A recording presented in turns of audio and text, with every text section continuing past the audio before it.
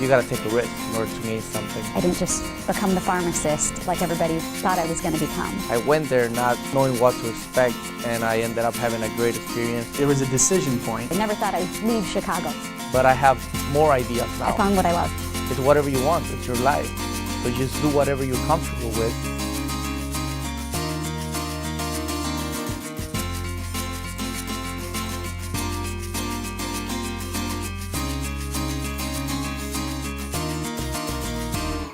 When I was in Korea, I decided to go to Japan, and it was something random out of the blue. I never planned it, never thought about it.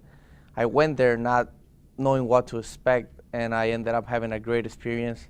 I met random people in the streets who invited me to stay in their home for one night, and it eventually turned out to be 2 nights.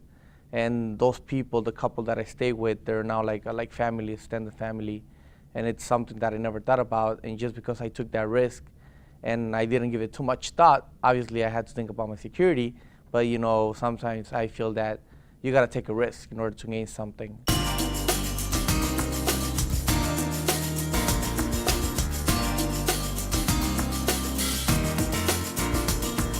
The idea of my parents and my background, me being a girl, what this decides for me to go against all the things that other women would typically do or what men would typically do, and kind of go into a different field and career that's not quite what people would expect of me to do. I'm not a doctor, I'm not an engineer.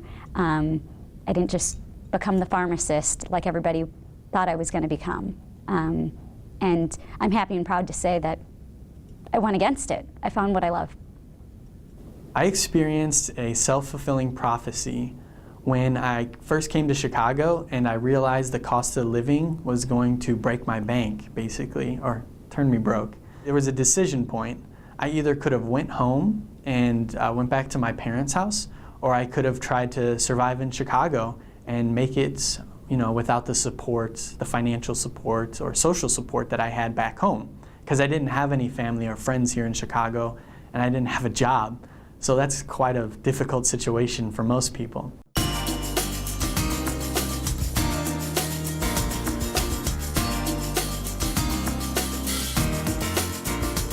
The cost of living problem was so huge for me.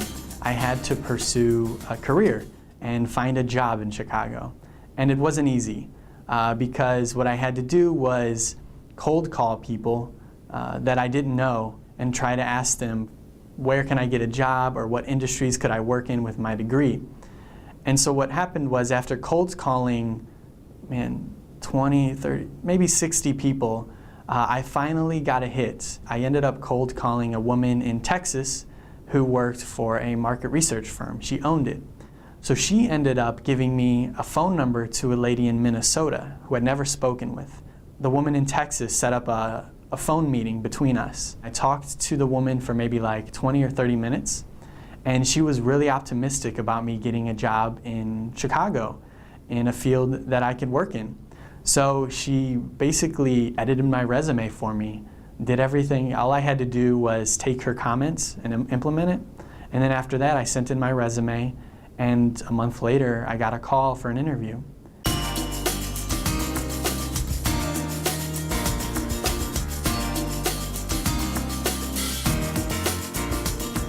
After I graduated, I didn't really know what I was going to do.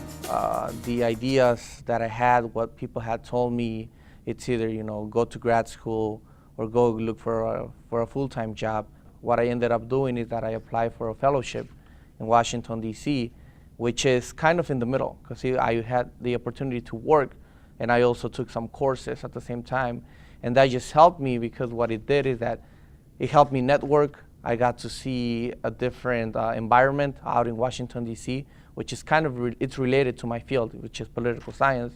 So it gave me the network. It helped me explore other opportunities to see what else is out there.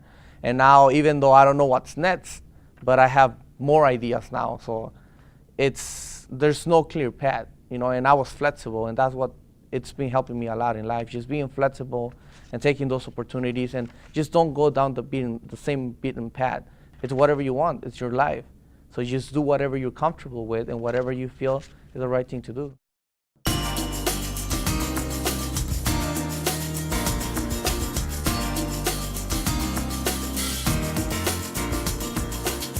find someone that is willing to help you, but they don't seek something in return, they genuinely care about you and you feel that connection with them, just stick to them. Learn as much as you can from them, talk to them, make sure they understand that you want to learn from them, ask them questions, and that's the way I done it.